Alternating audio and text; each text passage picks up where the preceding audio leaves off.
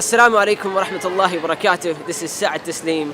We're talking about the tricks of shaitan in the month of Ramadan. Now, as I've been talking about before, yes, the shayateen are tied up, but the influence of shaitan is still there, and sometimes it's our own nafs that can cause us to commit sins. So don't let shaitan convince you that you cannot commit sins or you cannot make mistakes in the month of Ramadan.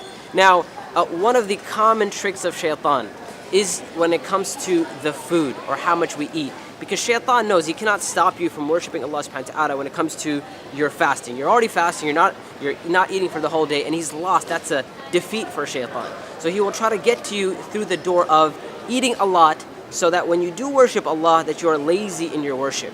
And so you'll see, subhanAllah, it's very common that someone may have a huge iftar, and because of that, their maghrib prayer or their isha prayer, their taraweeh prayer is they're very lazy in that prayer. And they don't have khushu', they don't have concentration, and they may be like burping up on people around them, and nobody's trying to smell any of that. But the point here is that shaitan will convince you to eat a lot. So a good practice, inshallah ta'ala, is to have a light iftar, and maybe if you're going to have like a full proper meal, have it after Taraweeh, after you're done. Even then, don't eat too much, because obviously it's going to be a problem when it comes to getting up for suhoor, right? And as we know, shaitan, subhanAllah, sometimes it'll get us to skip suhoor. We sleep really late, we have a big meal at night, we tell ourselves, I don't have time to get up for suhoor.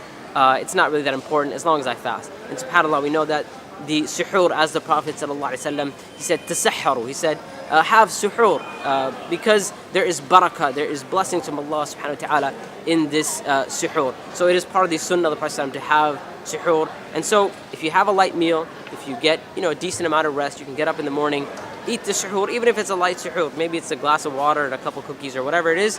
But the barakah of waking up in the morning and having that suhoor, alhamdulillah, as you bring the barakah into your life, you are able to defeat shaitan and the influence of shaitan more and more. We ask Allah subhanahu wa ta'ala to make us victorious against the plots and the plans and the deception of shaitan. Allahumma ameen. Until next time, inshallah ta'ala, assalamu alaikum wa rahmatullahi wa barakatuh.